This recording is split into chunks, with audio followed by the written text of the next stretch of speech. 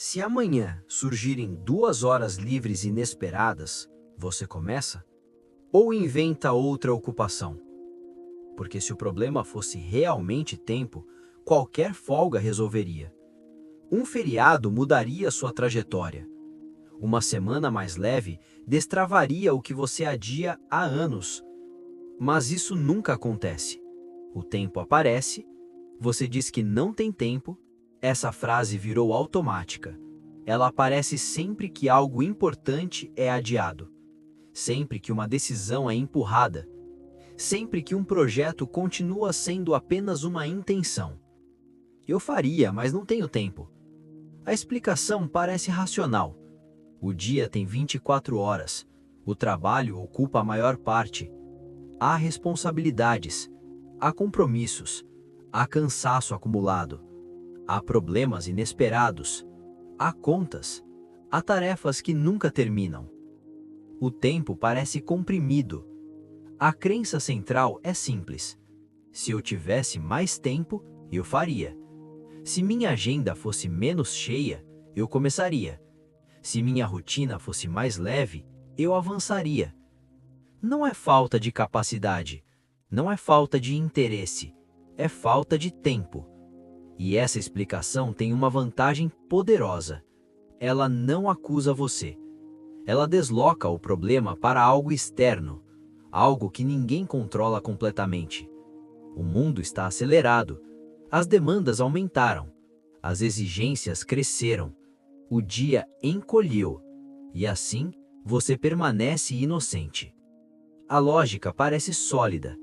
Se você acorda cedo, trabalha 8, 9, 10 horas por dia, volta cansado, resolve tarefas domésticas, responde mensagens, administra burocracias, onde exatamente caberia algo novo?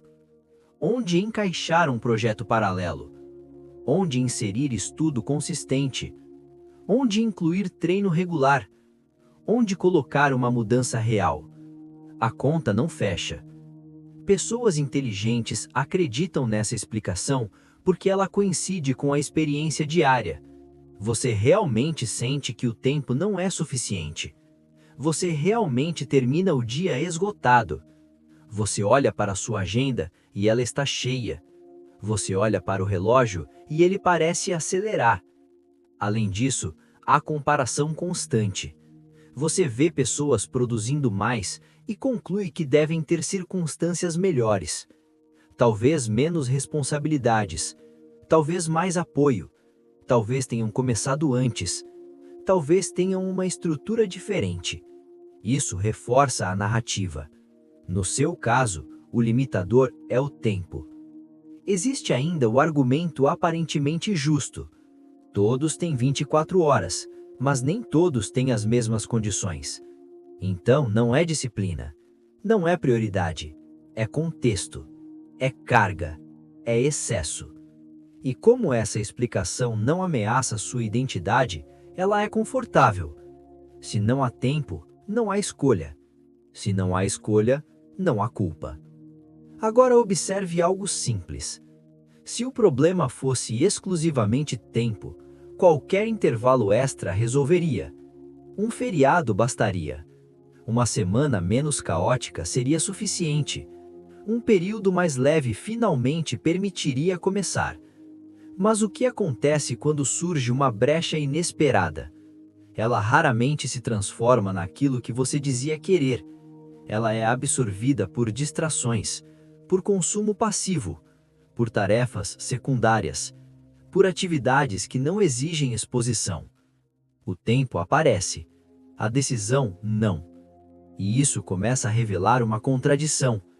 Mudar de carreira não exige apenas agenda livre, exige aceitar que você pode estar errado.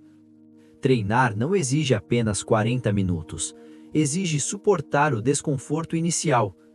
Estudar algo novo não exige apenas silêncio, exige admitir que você não sabe tanto quanto imaginava. Tempo é mensurável. É mais fácil dizer que falta tempo do que admitir que existe medo. Tempo é externo, medo é interno. Tempo é circunstância. Medo é responsabilidade. Observe outro detalhe incômodo. Você encontra tempo para o que não ameaça sua identidade. Séries são assistidas até o fim. Redes sociais são percorridas por horas. Conversas longas acontecem sem resistência.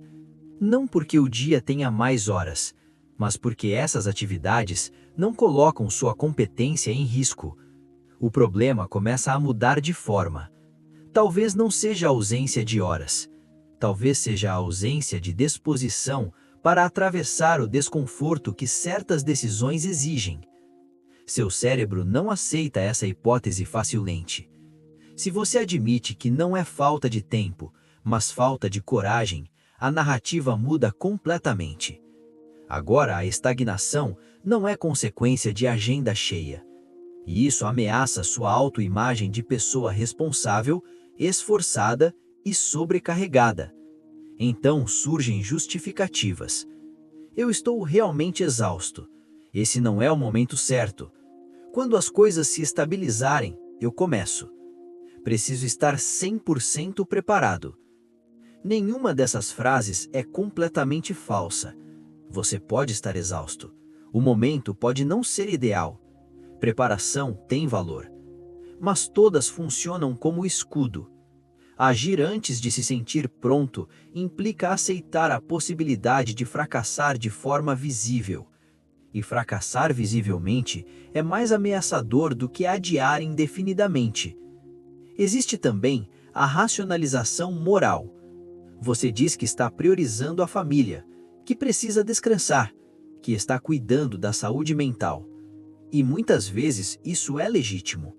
Mas misturado a essas prioridades reais, existe outra coisa: a evitação silenciosa de situações que colocariam sua competência em teste. O cérebro prefere estabilidade de identidade a uma atualização dolorosa. Enquanto a explicação oficial for falta de tempo, a tensão interna permanece manejável. Nada precisa mudar. O efeito disso não explode, ele se acumula.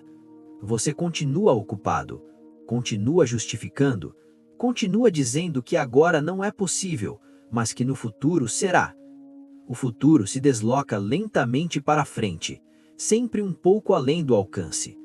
Projetos permanecem intenções, ideias continuam conversas, planos permanecem rascunhos. Nada colapsa, mas algo fica suspenso. Essa suspensão prolongada gera um tipo específico de desgaste.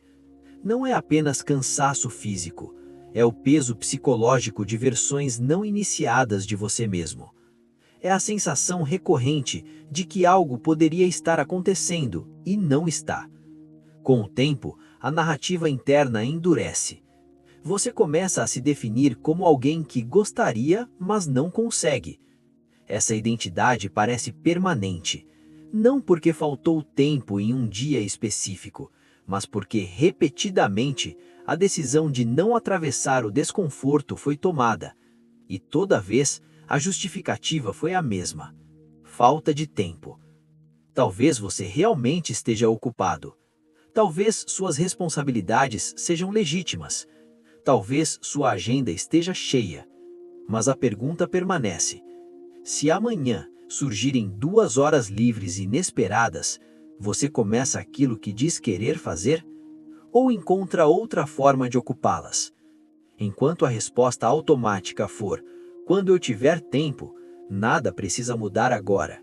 A narrativa continua estável, o ambiente valida, a explicação protege.